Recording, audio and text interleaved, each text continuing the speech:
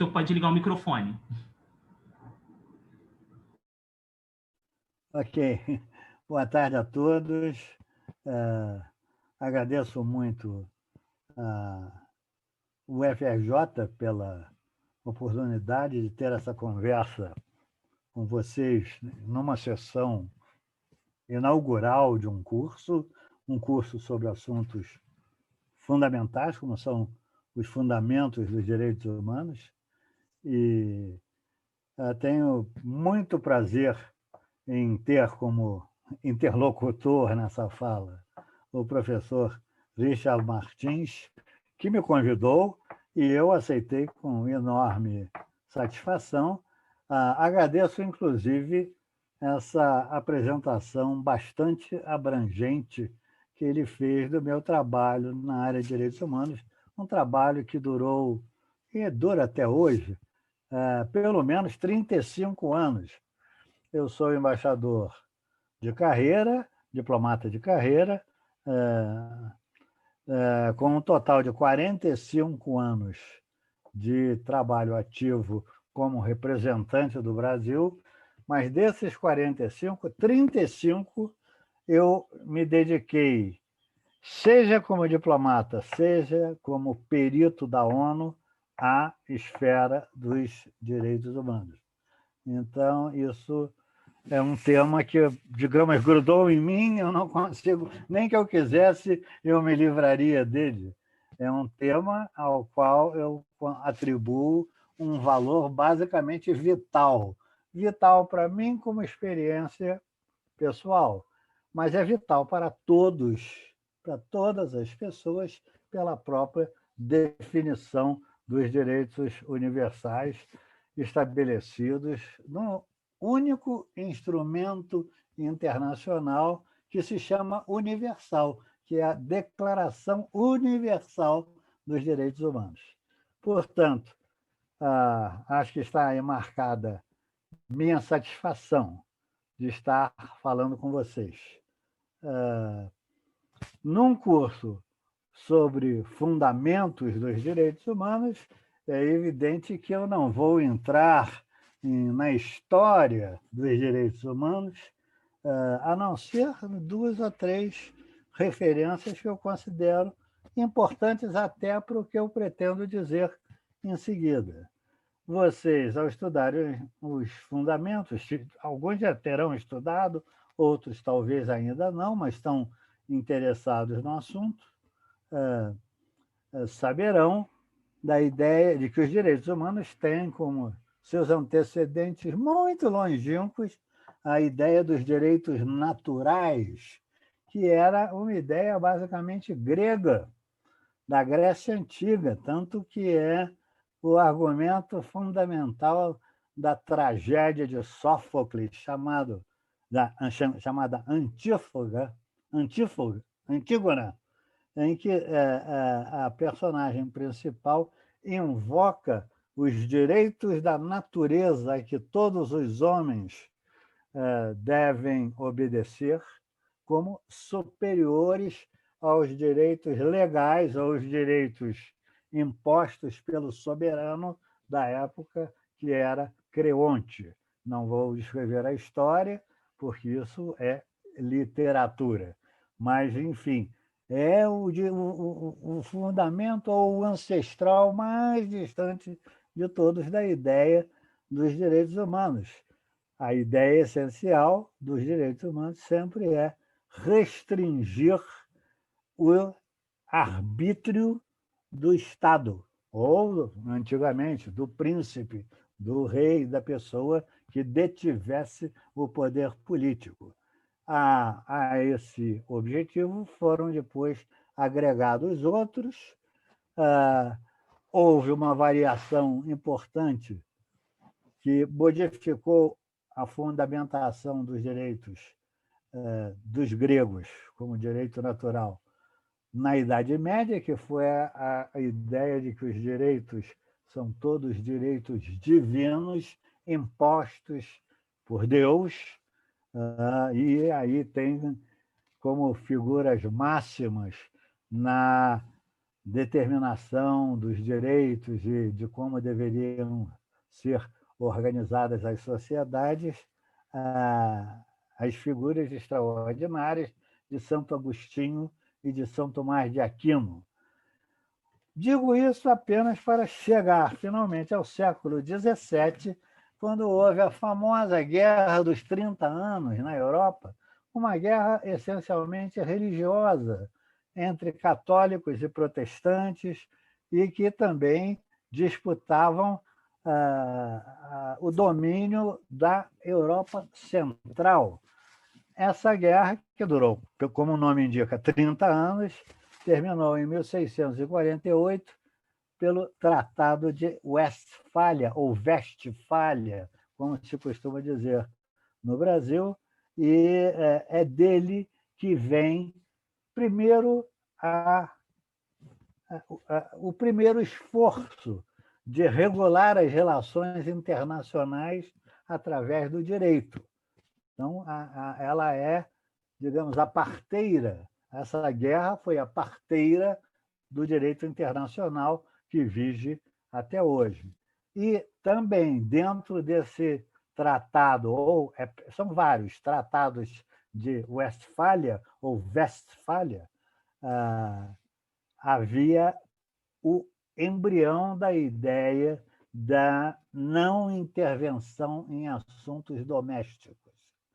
Vem daí também dessa Guerra dos 30 Anos. Mas os avós considerados mais próximos dos direitos humanos, tais como os entendemos na modernidade, são, como vocês saberão certamente, a independência dos Estados Unidos, em 1776, e a Revolução Francesa, de 1789, porque aí, especialmente com a independência dos Estados Unidos, os direitos humanos ganharam o aspecto de direitos individuais, embora não fossem realmente universais, porque sabemos que só tinham os direitos estabelecidos na independência e nas declarações americanas de direitos humanos os proprietários de terra, homens. Não, os direitos humanos não incluíam as mulheres, nem incluíam os escravos. E a Revolução Francesa foi um passo além, porque eliminou a ideia de que os direitos são uma concessão divina. Os direitos são conseguidos pelos próprios homens, né? Os homens e mulheres, mas na época eram só homens, nas suas discussões e nas suas lutas políticas. Eu fiz questão de apresentar essa rapidíssima pintura de fundamentos, porque a Declaração Francesa, sobretudo, é a base em que se sustenta a Declaração Universal dos Direitos Humanos, adotada pelas Nações Unidas em 1948. Aí eu não vou entrar mais em discussões históricas, porque vocês sabem, vem da Segunda Guerra Mundial, vem da motivação provocada pelo Holocausto dos judeus, os horrores praticados pelos nazis, e etc. Mas é a ideia essencial de que os direitos humanos são, inclusive, elementos não só garantidores de outro objetivo da ONU, que é o progresso e o desenvolvimento, como são também elementos essenciais para garantir a paz internacional. Bom, isso era só, digamos, uma pincelada rápida de uma aquarela sobre fundamentos para entrar na ideia dos verdadeiros desafios dos direitos humanos hoje, que é o tema que eu me dispus a falar com vocês nessa aula inaugural. Normalmente, eu começaria pela Declaração Universal para chegar à situação de hoje. Mas eu acho que, para marcar bem, o que eu considero mais importante de tudo no momento presente é chamar a atenção de todos de que o maior desafio para os direitos humanos hoje é a reemergência da extrema-direita política no cenário mundial. E não é só a reemergência decorrente de votos em eleições democráticas. Isso já é um motivo de profunda preocupação, quer dizer, a utilização da democracia para eleger personalidades políticas que vão contra a ideia dos direitos, logo vão contra a ideia da própria democracia. Mas é que essa onda, esse movimento que quase, para usar uma linguagem filosófica de Hegel, representaria o espírito do tempo, espírito com E maiúsculo, ele usa a expressão Zeitgeist, né? A expressão do espírito do tempo. Esse retorno à direita no mundo está sendo baseado ou respaldado por um arcabouço teórico muito importante que vai contra não somente os direitos agora, eles vão contra a própria Revolução Francesa. Tem-se a impressão de que o motivo principal era evitar a repetição da experiência comunista, a Revolução Bolchevique russa. É também, claro, isso até pode ter sido o estopim que levou a esse, que fez explodir esse interesse novo da intelectualidade, das academias e dos grandes teóricos políticos pelo pensamento da extrema-direita. Mas eles são contra a própria Revolução Francesa, porque foi ela que não somente definiu os direitos humanos como direitos laicos, independentemente da divindade, mas direitos construídos pelo homem, inclusive com uma vertente de direitos econômicos e sociais, e espalhou pelo mundo a ideia dos direitos humanos. Então, nós estamos vivendo um período de terrível regressão ética. O mundo está volvendo a uma situação de trevas que parece com a Idade Média. Embora isso não seja declarado claramente pelos grandes pensadores, isso é o que está subjacente no pensamento de grandes teóricos, considerados grandes teóricos da direita, que viraram novamente moda no mundo. Um deles, o inglês Burke, que era contra a Revolução Francesa desde o século XVIII. Outros são os alemães Mises, que quase que preparavam o terreno para aparecer o nazismo na Alemanha. Carl Schmitt, que passou a ser lido agora até para as pessoas entenderem o mundo de hoje, as pessoas têm que ler Carl Schmitt, que serviu de base jurídica ao Estado, ou pretendeu ser a base jurídica do Estado de Hitler. Então, isso tudo mostra uma regressão ética da humanidade que é terrível. Agora, quando eu digo da humanidade, eu, claro que tenho que qualificar isso e tentar explicar as razões pelas quais esse tipo de coisa, esse tipo de fenômeno terrível está ocorrendo. Esse fenômeno ganhou que começou na Europa. Começou na Europa com as figuras da família Le Pen na França, François Le Pen, primeiro, né, praticamente restaurando, negando o Holocausto e restaurando ideias do ultranacionalismo, diminuindo a seriedade dos horrores nazistas, etc., para passar em seguida a Hungria, através de Viktor Orbán, que está no poder até hoje, já tem mais de uma década que ele está no poder, e foi o inventor da expressão democracia iliberal. É um absurdo, uma contradição em termos. Bom, finalmente eu lembro que isso não deixou de afetar nossa terrinha. E chegou ao Brasil, pela eleição da extrema-direita na figura, personalizada na figura de Bolsonaro em 2018. Por que eu estou falando isso?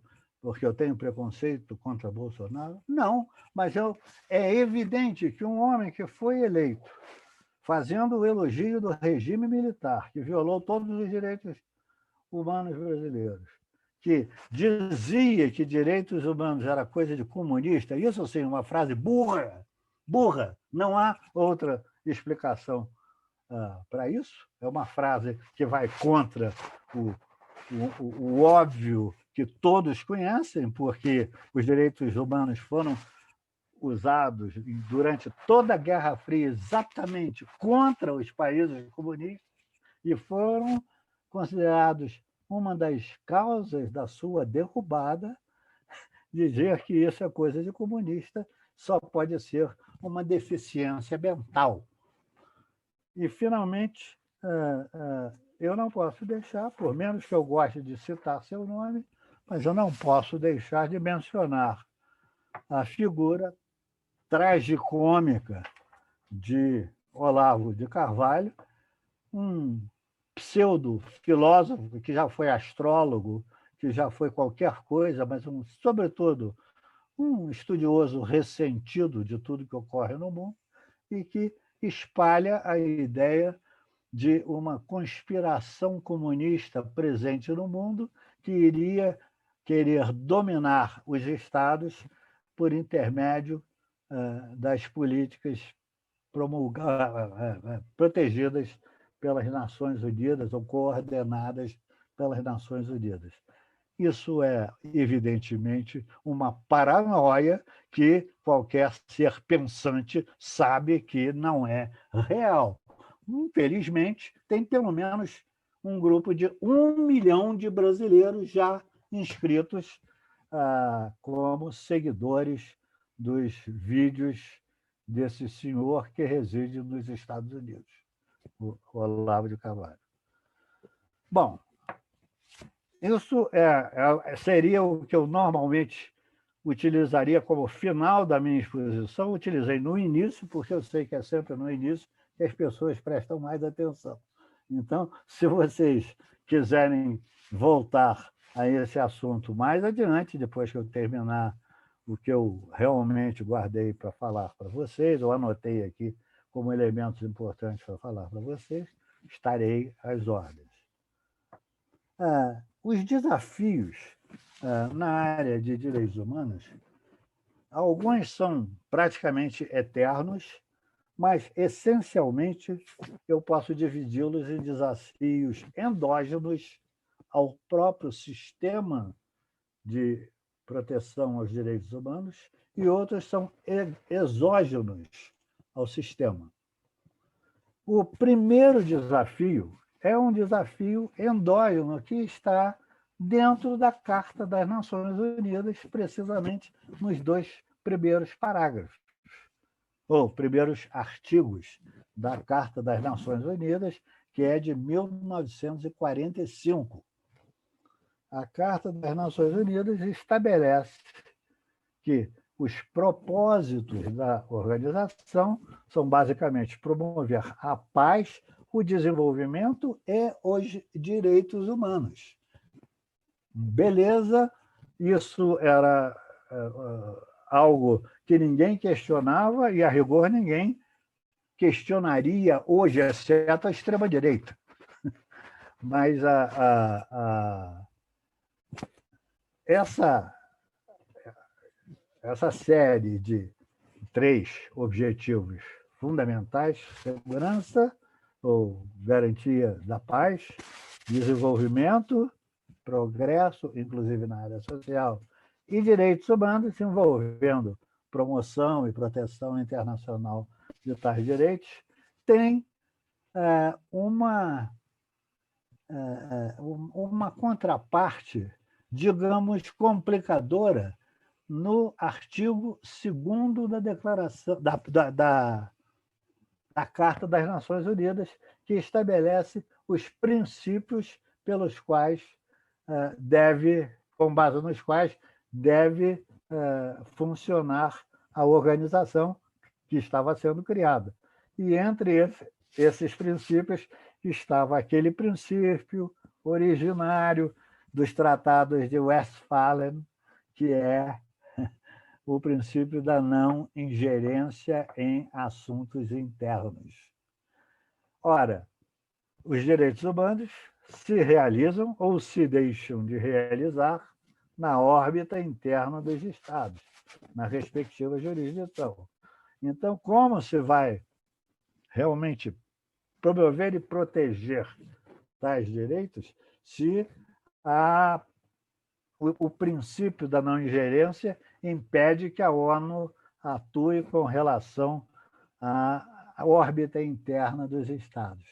Isso é uma questão que acompanhou a construção de todo o direito internacional dos direitos humanos, de toda a prática da ONU na área de direitos humanos, e que se resume à ideia de que as soberanias dos Estados são intocáveis.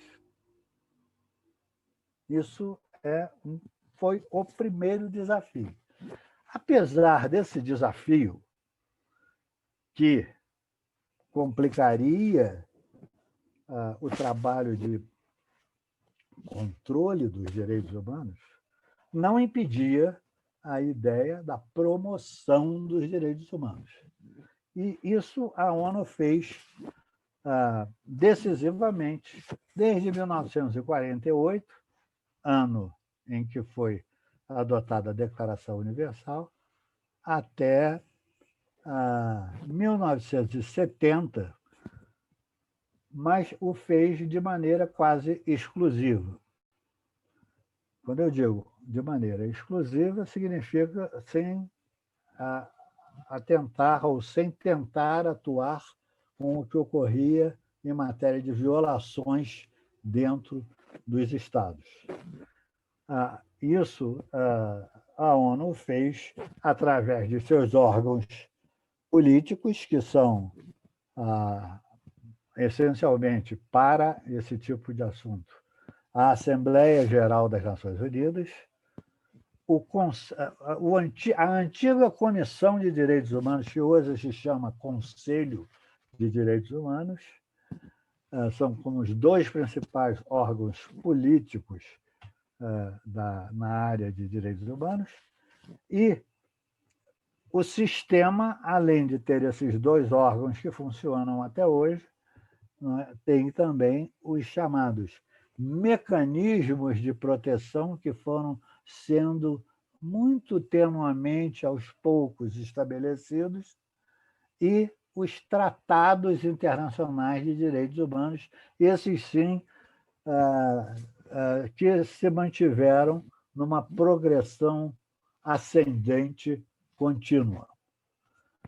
Digo até 1970, porque em 1970, com o resultado de problemas que estavam ocorrendo em determinados países, problemas tão clamorosos que levavam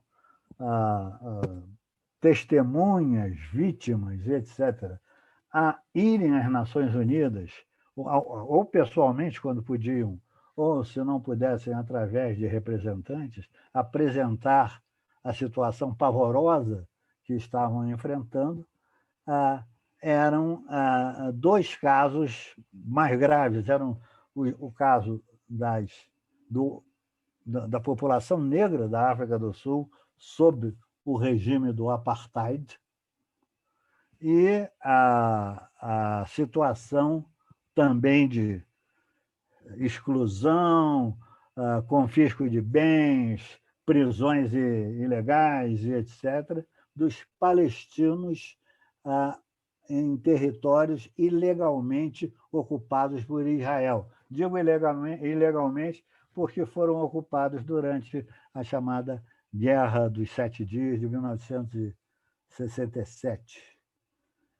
Em 1970, finalmente, a ONU sentiu que não dava mais para ficar de braços cruzados diante das reclamações que chegavam sobre as violações e começou a adotar determinados mecanismos.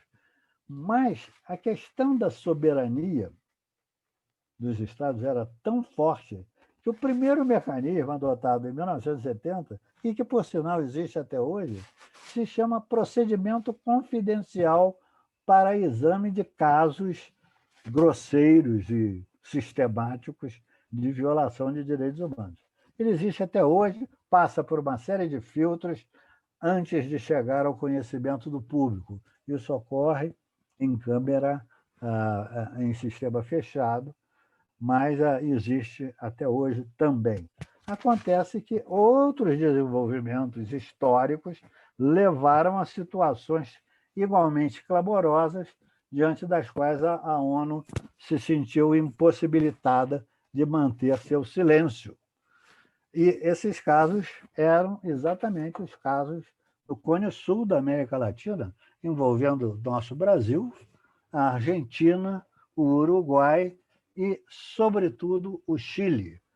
Da mesma forma, também influiu na história a situação dos países da América Central, em todos os quais havia, através de golpes de Estado, regimes militares profundamente violadores dos direitos humanos.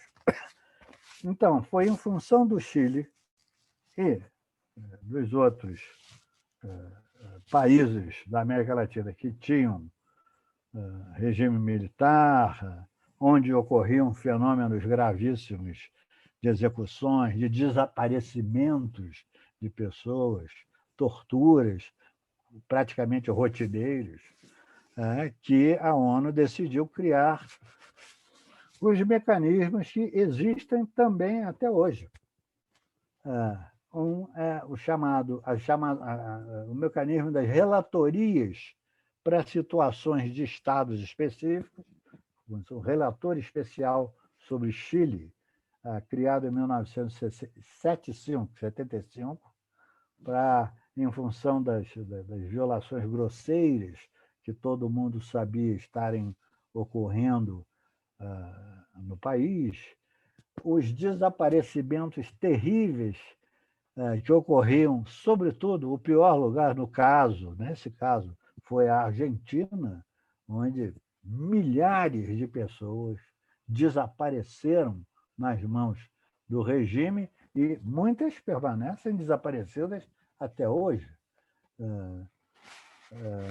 E também o Brasil, embora a quantidade fosse menor, o tipo de violação era perfeitamente equiparável. Então, foram criados, além do relator especial para o Chile, foram criados no mesmo ano de 75 a figura do relator especial para execuções sumárias e arbitrárias, para detenções irregulares e também arbitrárias, e um grupo de trabalho para a questão dos desaparecimentos. Esses são o cerne dos mecanismos de chamada proteção dos direitos humanos, pelos quais as Nações Unidas acompanham o que se passa dentro da jurisdição de todos os estados, agora não mais voltados para a América Latina, mas para qualquer outro tipo de estado. Já houve relatores especiais para Cuba, para a Polônia, na época da Guerra Fria, para os países, Guatemala, El Salvador, etc., países da América Central, e assim por diante. Começaram a haver, né, mecanismos de monitoramento sobre na Europa, inclusive, e isso tudo, de certa maneira, existe até hoje com uma multiplicação enorme. Até o fim da Guerra Fria, havia mais ou menos 6 monitores desse tipo. Hoje em dia, há mais de 50 ou 60. São tantos que é difícil a qualquer delegado na área de direitos humanos em Genebra conseguir ler todos os relatórios que eles preparam para as sessões do Conselho de Direitos Humanos. Ao longo da preparação de todos esses mecanismos de proteção, claro, foram aumentando também os tratados. E os tratados aí são menos controversos, porque eles são negociados com muito cuidado, com linguagem jurídica, com todas as preocupações que existem ao se preparar uma lei que vai ter caráter obrigatório, mas essas leis, depois de aprovadas pela Assembleia Geral das Nações Unidas, se tornam somente leis internacionais quando os Estados decidem soberanamente assinar e ratificar esses tratados. E os tratados mais importantes da área de direitos humanos são os tratados, ademais da Declaração Universal de 1948, que foi a origem disso tudo, nós temos a Convenção para a Eliminação da Discriminação Racial, que é de 1965. Temos os 2 pactos fundamentais de direitos humanos de 1966. Um é o Pacto Internacional sobre Direitos Civis e Políticos, e o outro é o Pacto Internacional sobre Direitos Econômicos e Sociais. Temos a Convenção contra a Tortura, de 1983, uma convenção espetacular que criou praticamente a jurisdição universal, mas desde que os Estados sejam partes da convenção, ou seja, tenham assinado e ratificado a convenção. E a declaração, a Convenção sobre os Direitos da Criança, que é de 1989. Depois da Guerra Fria, teve alguns outros tratados aprovados. Os principais são a Convenção Internacional sobre os Direitos dos Trabalhadores Migrantes e suas famílias e uma convenção sobre desaparecimentos forçados. Cada um desses tratados, ou convenções, ou pactos, no fundo, são sinônimos de direitos humanos, tem, por criação no próprio texto legal, mecanismos que acompanham a implementação de cada um desses instrumentos, que são chamados órgãos de tratado.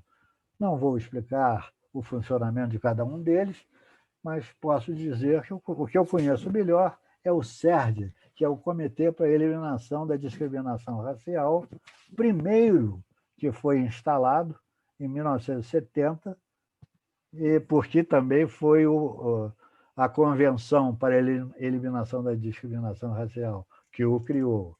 O primeiro tratado internacional de direitos humanos decorrente da Declaração Universal de 1948. O CERD eu conheço bem porque fui membro dele durante 16 anos até o final de 2017, início de 2018. Então, isso me permitiu acompanhar a questão das discriminações raciais em pelo menos 150 países, e em alguns várias vezes.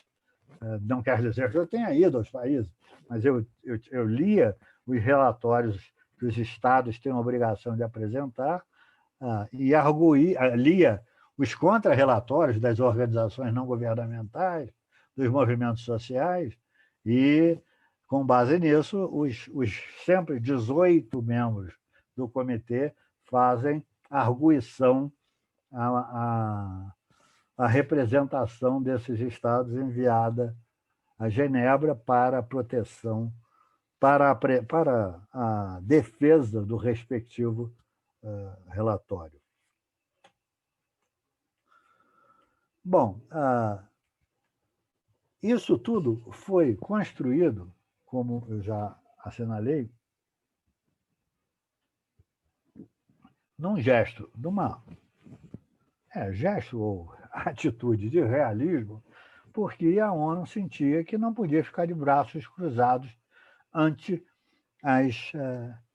a massa de comunicações sobre violações que ela recebia. Então, foi feito, digamos, quase que a revelia daquela ideia do direito de não intervenção em assuntos internos. A questão da não intervenção, da não ingerência, da não intervenção em assuntos internos, permeou todas essas discussões, permeou a aplicação de todos os instrumentos, menos os órgãos de tratado, porque, como eu já disse, sendo de tratados eram, ninguém podia chamar aquilo de violação da soberania nacional, porque os estados se tornavam membros dos tratados por decisão própria, não era só por ser membro da ONU. Eles assinavam, depois de deliberação do Congresso respectivo, do parlamento respectivo, ratificavam, então não podiam chamar aquilo de violação. Mas a questão desse que eu chamei de primeiro e principal desafio, que era a antinomia entre a obrigação de proteger os direitos humanos e o princípio da não intervenção, só foi ser resolvido na Conferência de Viena de 1993. Uma resolução doutrinária.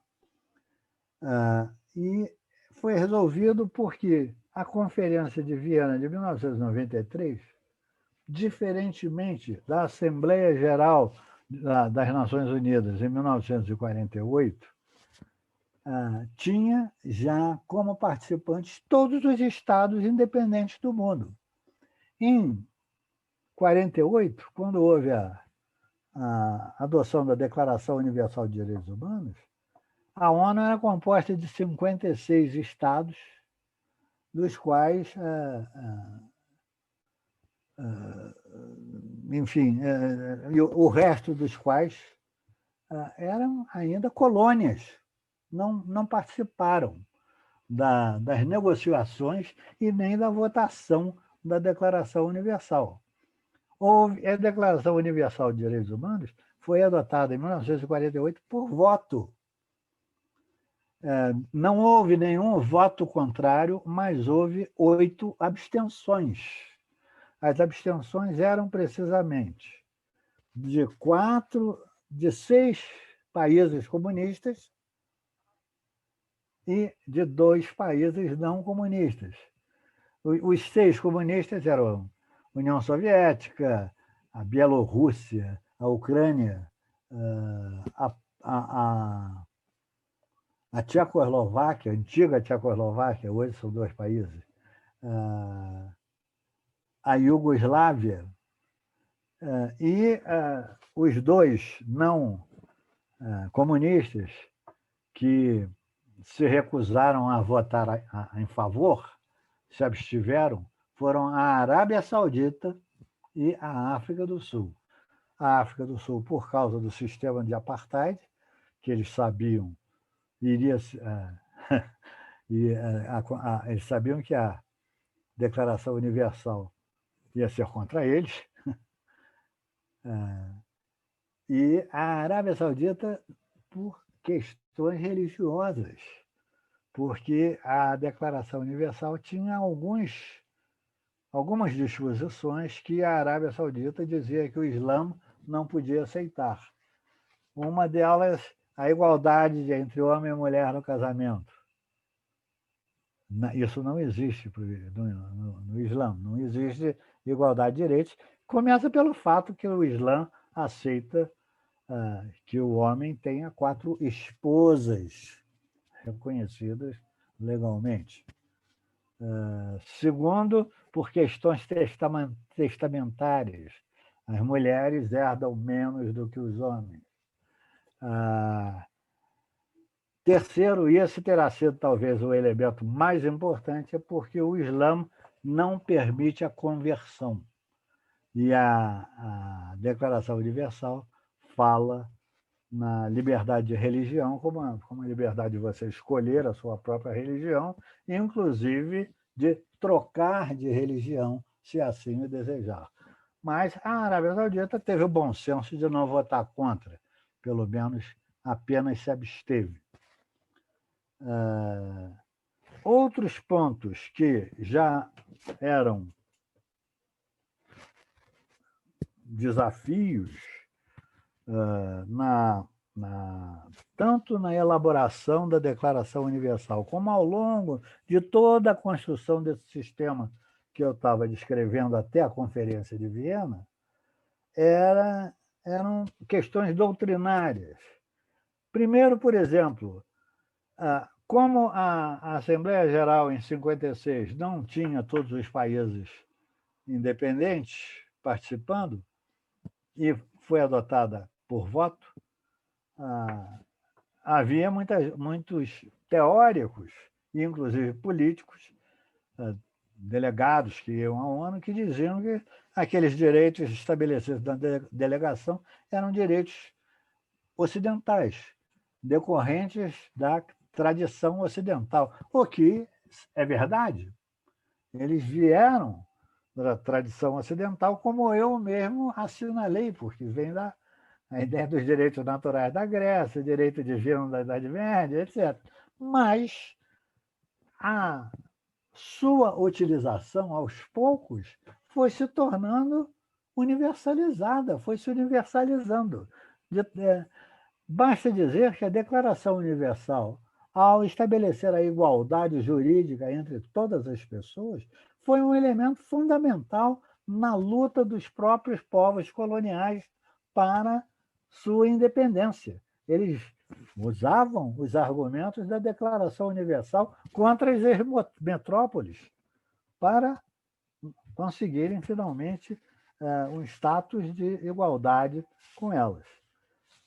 Outros pontos de discordância, ou que seriam relativos desafios, era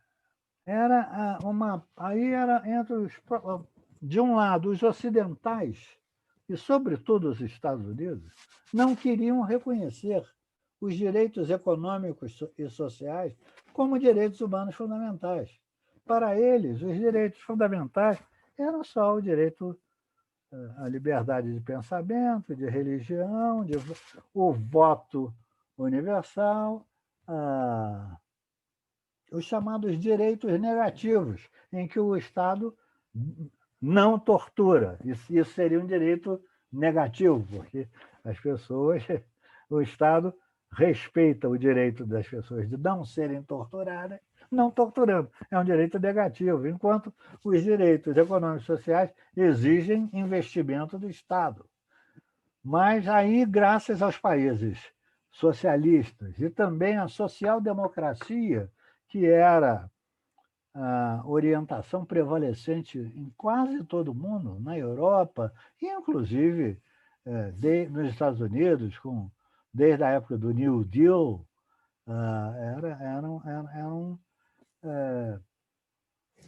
a Declaração Universal trazia, pelo menos, alguns direitos essenciais na área econômica, como o direito ao emprego, o direito ao lazer, o direito à moradia adequada, o direito a condições adequadas de saúde, o direito à previdência social. Mas isso os americanos não queriam aceitar. Os outros ocidentais, em geral, aceitavam.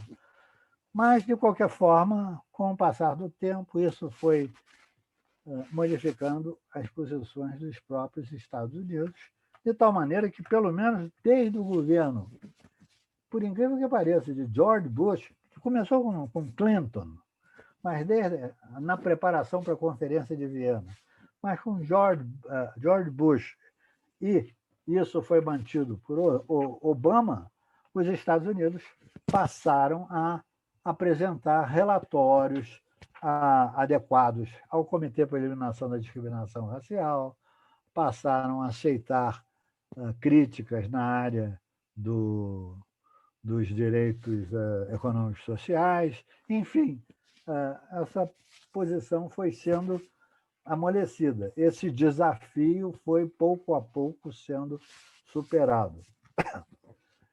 A superação de tudo isso, desses grandes desafios, que eu chamo de desafios endógenos,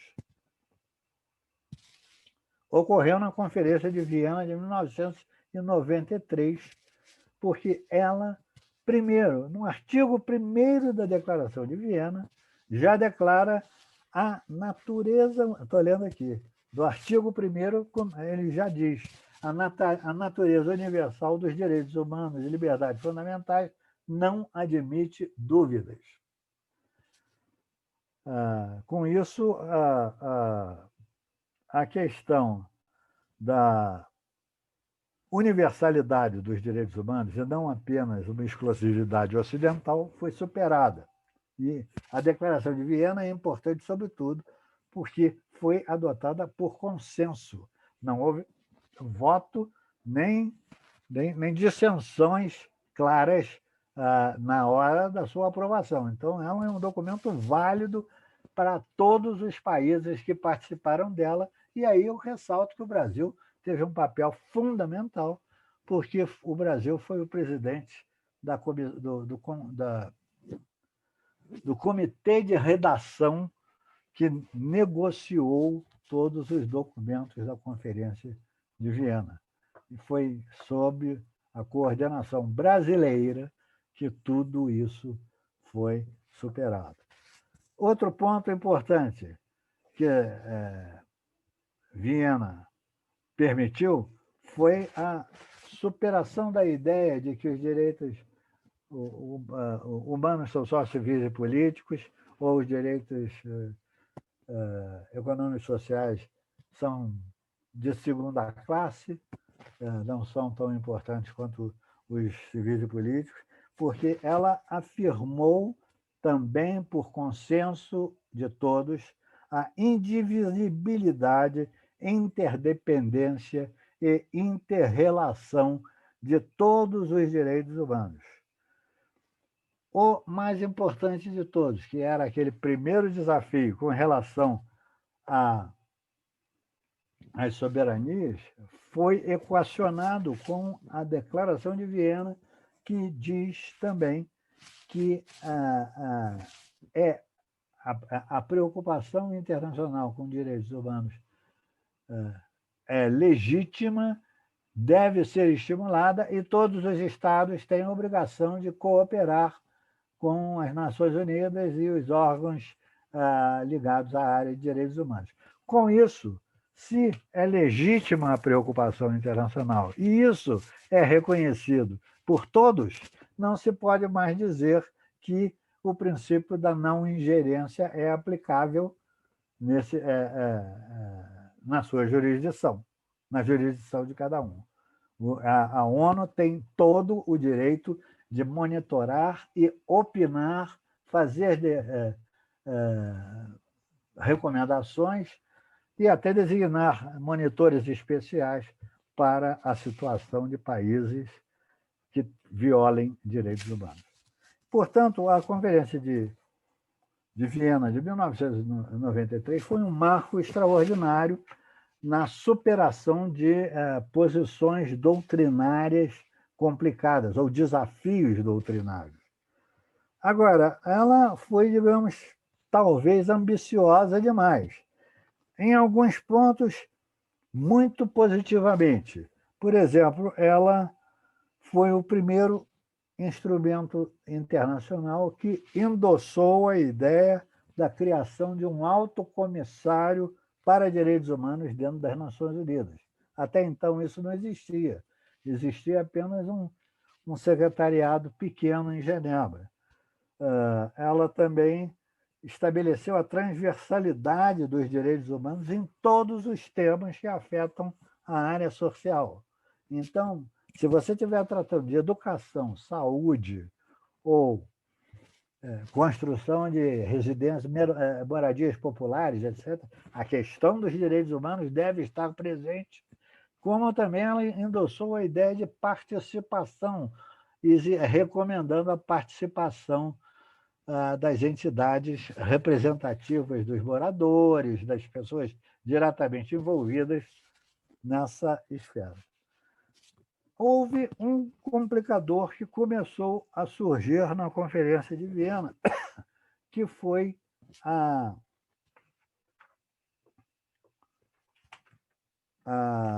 indicação de que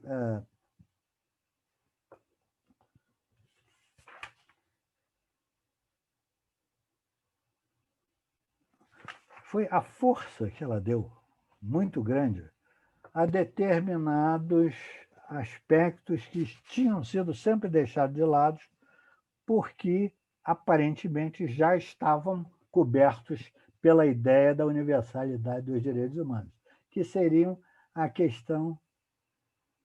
questões ligadas à identidade. A conferência deu muito apoio à ideia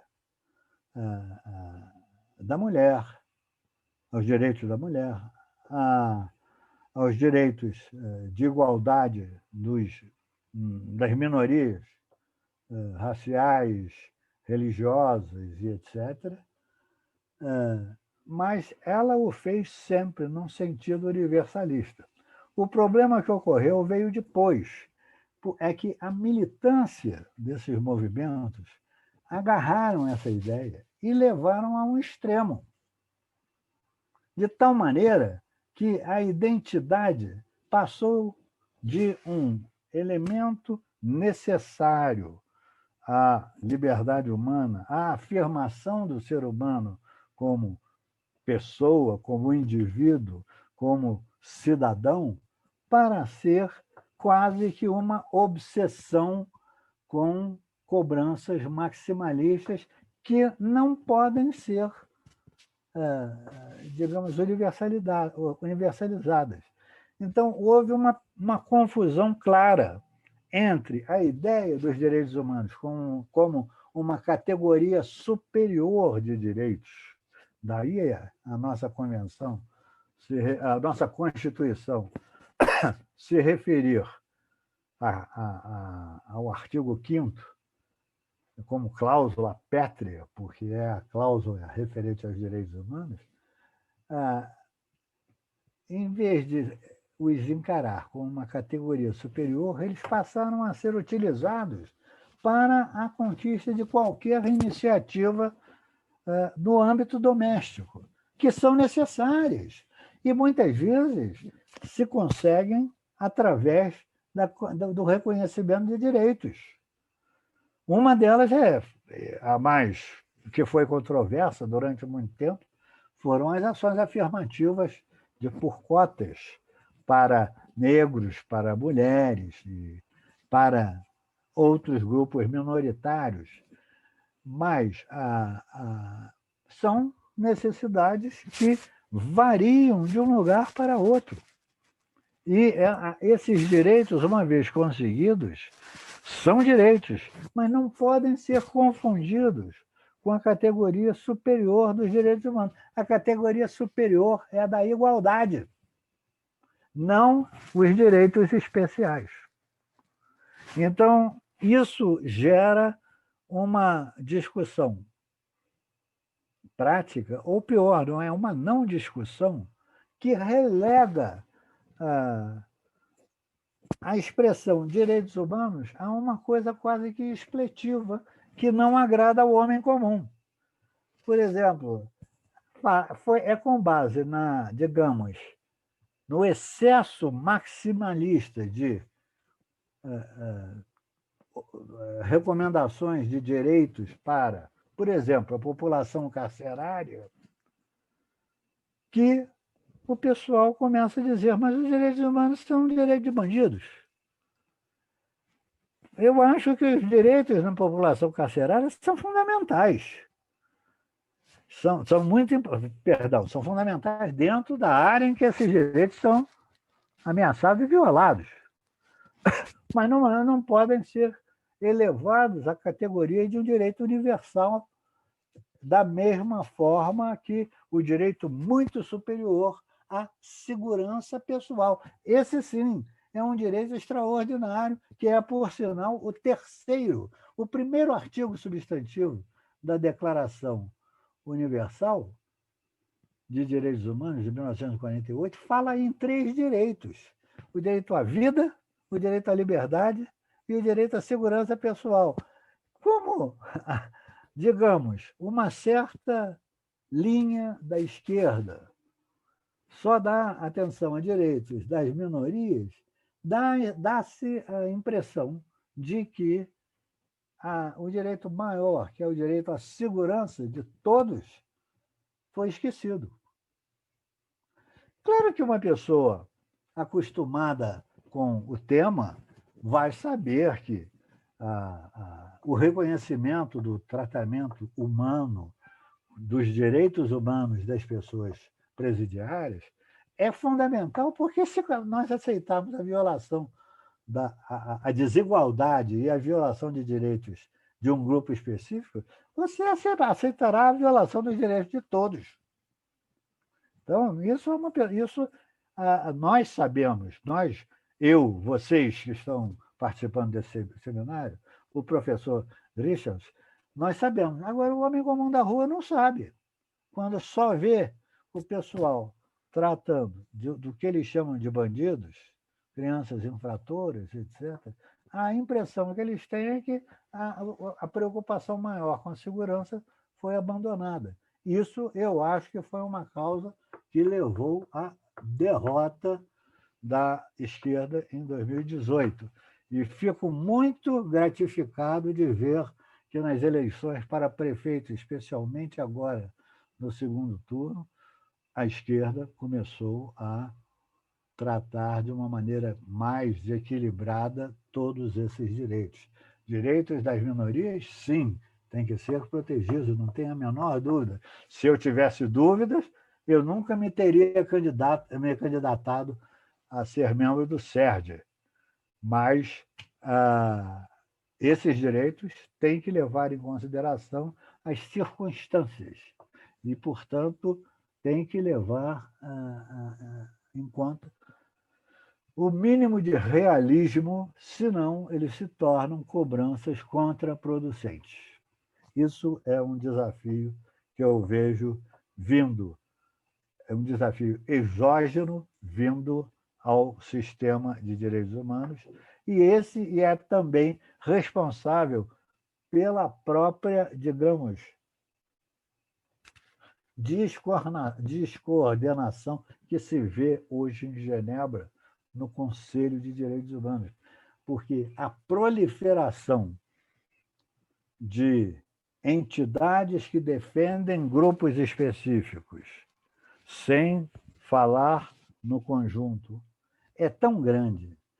A criação de novos documentos e novos instrumentos internacionais para tratar de políticas públicas que são necessárias num país e não no outro, é tão grande que a própria área do Conselho de Direitos Humanos está perdendo a força e perdendo a credibilidade.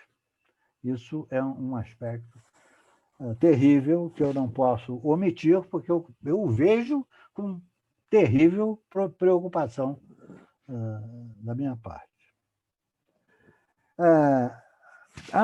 Eu acho que tem que deixar um tempo aqui para as perguntas e respostas, mas estou chegando no final. Eu queria apenas assinalar mais 1 ou 2 pontos finaizinhos que seriam também relativos a dificuldades exógenas, ou desafios exógenos ao sistema internacional de proteção aos direitos humanos. Um deles é na área econômica. Em 1993, quando houve a Conferência de Viena, os direitos humanos se tornaram, aparentemente, na esfera político-cultural, uma força extraordinária. Foi por isso que eles passaram a ser usados no discurso político de quase todos. Então, essa popularidade, que foi extremamente positiva, forçou os estados, e isso é muito bom, a criarem secretarias especiais para direitos humanos.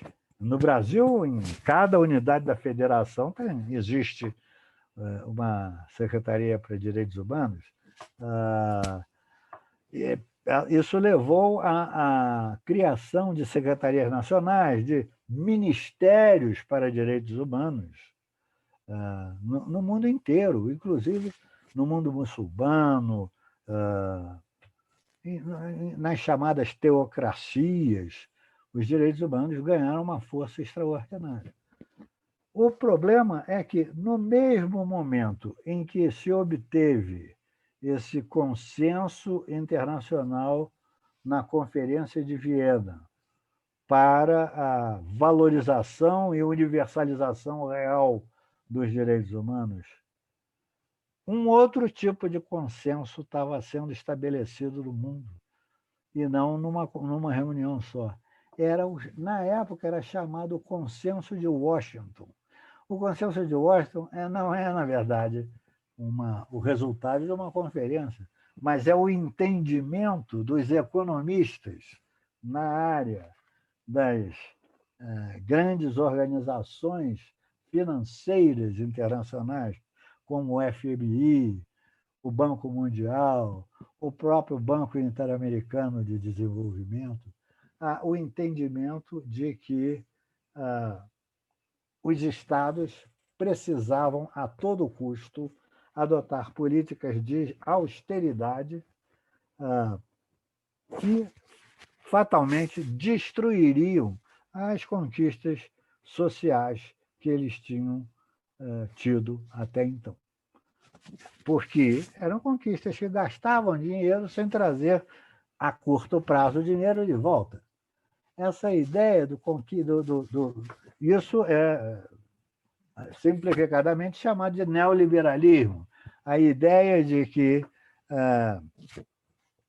a competição é a única força que tem importância para a esfera econômica, ou, em última instância, para as sociedades em geral, porque